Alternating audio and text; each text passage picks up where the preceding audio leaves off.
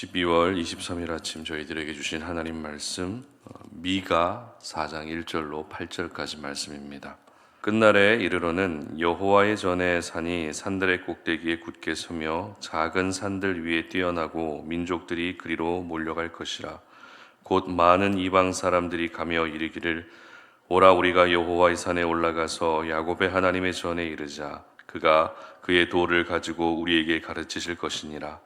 우리가 그의 길로 행하리라 하리니 이는 율법이 시온에서부터 나올 것이요 여호와의 말씀이 예루살렘에부터 나올 것임이라. 그가 많은 민족들 사이에 이를 심판하시며 먼 곳 강한 이방 사람을 판결하시리니 무리가 그 칼을 쳐서 보습을 만들고 창을 쳐서 낫을 만들 것이며 이 나라와 저 나라가 다시는 칼을 들고 서로 치지 아니하며 다시는 전쟁을 연습하지 아니하고 각 사람이 자기 포도나무 아래와 자기 무화과 나무 아래에 앉을 것이라. 그들을 두렵게 할 자가 없으리니 이는 만군의 여호와의 입이 이같이 말씀하셨습니다. 만민이 각각 자기의 신의 이름을 의지하여 행하되 오직 우리는 우리 하나님 여호와의 이름을 의지하여 영원히 행하리로다. 여호와께서 말씀하시되 그날에는 내가 저는 자를 모으며 쫓겨난 자와 내가 환난 받게 한 자를 모아 발을 저는 자는 남은 백성이 되게 하며 멀리 쫓겨났던 자들이 강한 나라가 되게 하고 나 여호와가 시온산에서 이제부터 영원까지 그들을 다스리려 하셨나니 너 양떼의 망대요 딸 시온의 산이요 이전 권능 곧 딸 예루살렘의 나라가 내게로 돌아오리라. 아멘. 하나님이 다스리실 때 평화가 찾아온다라는 제목으로 오늘 아침 말씀 전합니다. 내일 모레면 성탄절이죠. 한 해를 마무리하고 또 연말을 보내는 시점에서 많은 사람들이 설레어지는 그런 날입니다.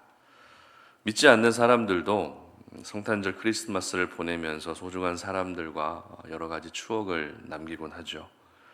우리가 지난주까지 요한계시록 말씀을 묵상하다가 갑자기 구약 성경의 미가서를 묵상하게 돼서 좀 의아해 하실 수도 있을 것 같은데요. 특별한 이유가 있어서라기보다도 방금 말씀드린 것처럼 수요일이 성탄절이기 때문입니다. 그래서 성탄절을 앞두고 미가서를 잠시 묵상한 후에 다시 요한계시록 말씀을 묵상하게 됩니다. 자, 그렇다면 미가서와 성탄절 사이에 어떤 연관성이 있을까요? 미가 말씀과 성탄절 사이의 연관성은 무엇일까요? 사실 미가서는 성경 66권 중에 그렇게 잘 알려진 성경은 아닙니다. 분량도 굉장히 적고 또 구약의 여러 선지서들 중에 하나로 되어 있기 때문에 사람들이 그렇게 많이 읽어보지 못한 성경일 수 있습니다. 그러나 구속사적 관점, 그러니까 예수님을 예언한 구약 성경으로는 굉장히 중요한 말씀입니다. 특별히 수요일 본문에 해당되는 미가 5장에서는 메시아이신 예수님을 예언한 말씀이 있는데요. 그 내용을 보면 예수님이 태어나시게 될 동네가 베들레헴이라고 구체적인 지명까지 예언하는 것을 볼 수 있습니다. 그리고 실제 복음서에서는 미가서를 인용하면서 예수님의 탄생이 구약에 예언된 그대로 성취됐다라는 것을 강조하고 있습니다. 따라서 미가서는 예수님의 탄생을 구체적으로 예언하고 있는 말씀일 뿐만 아니라 오늘과 내일 본문에 해당되는 미가 4장은 예수님의 탄생의 전주곡과 같은 말씀이라 할 수 있습니다. 여러분, 예수님이 나귀를 타고 예루살렘에 들어오실 때의 모습을 기억하십니까? 그때 예수님은 초라한 나귀 새끼를 타고 예루살렘에 입성하셨는데요. 특별히 유대 사회에서 어린 나귀는 겸손과 평화를 상징하는 동물입니다. 무슨 말입니까? 예수님은 군림하시기 위해 이 땅에 오시지 않았다는 것입니다. 전쟁을 일으켜서 상대를 굴복시키기 위해서 이 땅에 오시지 않았다는 것입니다. 서로 높아지려고만 하는 사람들 사이에서 겸손의 모범을 보여주시기 위해 이 땅에 오셨고 늘 다투고 분쟁하는 사람들 사이에서 진정한 평화가 무엇인지 보여주시기 위해 이 땅 가운데 오신 것입니다. 그런 점에서 오늘 본문은 바로 예수님이 보여주신 그 평화에 대해서 기록하고 있는 말씀입니다. 그렇다면 이 평화에 대해서 우리가 묵상하기 전에 미가 선지자가 활동했던 당시의 상황이 어떠했는지를 잠시 살펴보도록 하겠습니다. 미가 1장 1절 말씀을 보게 되면 당시의 상황과 배경을 이렇게 기록하고 있습니다.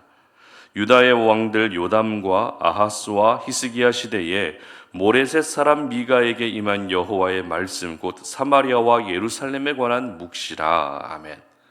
자, 남유다의 왕들의 이름이 언급되는 것을 보면 일단 미가는 남유다 사람이라는 것을 알 수 있죠. 그런데 왕들의 이름이 한 명만 언급되는 것이 아니라 무려 3명이나 언급되고 있습니다. 이것을 통해서 알 수 있는 사실은 그만큼 미가가 활동하던 시대가 혼란한 시대였다라는 것을 알 수 있죠. 그리고 이것을 뒷받침해 주는 부분이 요담과 아하스 그리고 히스기야 세 왕들의 특징입니다. 아하스는 남유다에서 보기 드문 악한 왕이었습니다. 반면에 요담과 히스기야는 몇 안 되는 선한 왕들이었습니다. 다시 말해서 미가가 활동하던 시대의 상황이 단순히 왕들이 자주 바뀌는 정치적으로 혼란한 상황이었을 뿐만 아니라 영적으로도 매우 혼란한 시기였다는 것을 우리는 알게 되는 것입니다. 요담 때는 그래도 하나님을 잘 섬기다가 아하스 때는 다시 하나님을 잘 섬기지 않고 또 히스기야 때는 다시 하나님을 잘 섬기는 영적인 혼란의 시기였던 것입니다. 그리고 미가 선지자는 남유다 사람이었지만 예루살렘을 향한 말씀만 전하지 않고 북이스라엘의 사마리아를 향해 말씀을 함께 전한 선지자였습니다. 일반적으로 선지자들은 자신이 태어난, 자신이 속해 있는 나라를 향해서 말씀을 전하거나 아니면 전혀 상관없는 특정 이방 나라들을 향해서 말씀을 전하는 것이 일반적이었습니다. 그러나 미가는 북이스라엘과 남유다를 향한 말씀을 함께 전한 유일한 선지자였습니다. 이것을 통해서 우리가 알 수 있는 사실은 미가 선지자는 비록 이스라엘이 남과 북으로 분열됐지만 남과 북 모두가 여전히 하나님께 선택받은 선민 백성이라는 것에 초점을 맞추고 있었다는 것을 알 수 있습니다. 그리고 미가 선지자가 전한 말씀의 내용은 크게 심판과 회복 그리고 회개를 촉구하는 내용으로 이루어져 있는데요. 실제로 북이스라엘의 사마리아와 남유다의 예루살렘 모두 이방 나라에 의해 무너지고 패망하게 됩니다. 그러나 그런 가운데에서도 포로 귀환을 통한 회복을 약속하셨고 더 나아가 예수 그리스도로 주어지는 영원한 회복까지 바라보는 구조로 기록했던 것이죠. 결국 그 회복이란 바로 예수님으로 말미암는 진정한 평화라고 말씀하고 있는 것입니다. 3절 말씀을 함께 읽어보도록 하겠습니다. 그가 많은 민족들 사이에 이를 심판하시며 먼 곳 강한 이방 사람을 판결하시리니 무리가 그 칼을 쳐서 보습을 만들고 창을 쳐서 낫을 만들 것이며 이 나라와 저 나라가 다시는 칼을 들고 서로 치지 아니하며 다시는 전쟁을 연습하지 아니하고. 아멘. 어떻게 기록하고 있습니까? 다시는 나라와 나라가 칼을 들고 서로 치지 않게 될 것이라는 겁니다. 다시는 전쟁하지 않는 평화의 시대가 오게 될 것이라고 약속하고 있습니다. 그리고 이어지는 4절 말씀도 보십시오. 각 사람이 자기 포도나무 아래와 자기 무화과 나무 아래에 앉을 것이라. 그들을 두렵게 할 자가 없으리니 이는 만군의 여호와의 입이 이같이 말씀하셨습니다. 아멘. 성경에서 포도나무와 무화과 나무는 번영과 풍요 그리고 평화를 상징하는 나무들입니다. 즉 사람들이 그 나무 아래에 앉아서 평화와 풍요와 번영을 누리게 될 것이라는 사실입니다. 그리고 6절 말씀도 보십시오. 여호와께서 말씀하시되 그날에는 내가 저는 자를 모으며 쫓겨난 자와 내가 환난 받게 한 자를 모아. 이렇게 기록합니다. 저는 자를 모으시고 쫓겨난 자와 환난 받게 한 자를 모두 모아서 강한 나라가 되게 하실 것이라는 놀라운 회복과 평화의 시대를 약속하고 있는 것입니다. 이것이 바로 예수 그리스도로 말미암는 예수 그리스도로 약속되어진 평화입니다. 그렇다면 이러한 평화는 어떻게 경험할 수 있을까요? 7절 하반절 말씀 보도록 하겠습니다. 나 여호와가 시온산에서 이제부터 영원까지 그들을 다스리리라 하셨으니. 아멘. 그렇습니다. 하나님이 다스리실 때 그 평화가 찾아오는 것입니다. 따라서 오늘도 저희들은 하나님의 다스림 받는 것을 무엇보다도 가장 기뻐할 수 있어야 됩니다. 누군가의 통제를 받으면 귀찮기도 하고 신경 쓰이기도 합니다. 그러나 우리가 하나님의 통제를 받으며 하나님의 다스림을 받는 것은 신경 쓰일 일도 아니고 귀찮은 일도 아닙니다.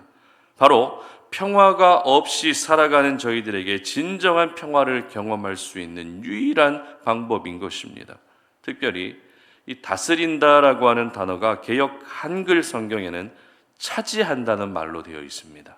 여러분, 하나님은 오늘도 저희들을 차지하기를 원하신다는 것을 잊지 않으셨으면 좋겠습니다. 사탄에게 뺏기지 않고 어둠의 영들에게 뺏기는 것이 아니라 모든 방법을 동원해서 하나님은 저와 여러분을 온전히 차지하고 소유하고 싶어 하십니다. 왜입니까? 바로 평화를 주시기 위해서입니다. 그러므로 하나님의 소유가 되는 것을 기뻐할 수 있었으면 좋겠습니다. 하나님이 나를 차지해 주시는 것은 우리가 가장 사모해야 될 일임을 기억할 수 있었으면 좋겠습니다.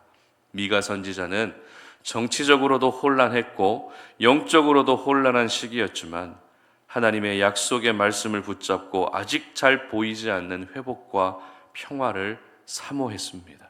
그러므로 저와 여러분도 무너진 것을 다시 일으켜 세우시고 다툼과 분쟁을 끝내시며 흩어지고 깨지고 상한 것을 다시 모으셔서 강하게 하실 하나님의 회복과 평화를 바라볼 수 있는 이번 한 주의 시간이 될 수 있었으면 좋겠습니다. 특별히 아기 예수님으로 오신 성탄절을 앞두고 있는 이번 주초의 시간들이 지금 우리의 삶은 비록 평화롭지 않고 모든 것이 혼란스럽고 모든 것이 불안하다 할지라도 하나님이 다스리실 때 주어지는 그 평화가 우리에게 반드시 임할 수 있다라는 것, 그 평화를 주시기 위해서 예수님이 이 땅에 오셨다는 것을 우리가 분명히 기억할 수 있는 이번 주초의 시간들이 될 수 있었으면 좋겠습니다. 여러분, 하나님이 다스리시면 평화로워집니다. 하나님이 다스려 주시면 평화가 임하게 되어 있습니다. 바라기는 이 평화가 여러분의 심령에 더욱더 충만하게 임할 수 있기를 주님의 이름으로 축복합니다. 함께 기도하겠습니다. 하나님 아버지 감사합니다. 오늘도 우리가 거룩한 하나님의 말씀을 묵상합니다. 성탄절을 앞두고 우리가 미가 말씀을 묵상하면서 하나님이 다스리실 때 우리 인생에 진정한 평화가 찾아온다는 것을 기억합니다. 우리의 인생을 다스려 주시기 위해 예수님을 이 땅 가운데 보내주셨는데 더 이상 우리 스스로 우리 인생을 다스리지 않게 하시고 예수님께 모든 삶의 주도권을 내어드림으로 말미암아 지금은 혼란하고 지금은 어지럽고 지금은 모든 것들이 불안한 이 시대 가운데에서도 우리의 삶 가운데에서도 주님이 주시는 참된 화평을 경험하는 저희들 되게 하여 주시옵소서. 모든 삶 가운데 평화가 임하게 하여 주시옵소서. 다툼이 끊어지게 하시고 분쟁과 갈등이 사라지게 하시고 하나님의 평화로 채워지는 우리의 삶이 되게 하여 주시옵소서. 감사드리며 예수님의 이름으로 기도드립니다. 아멘.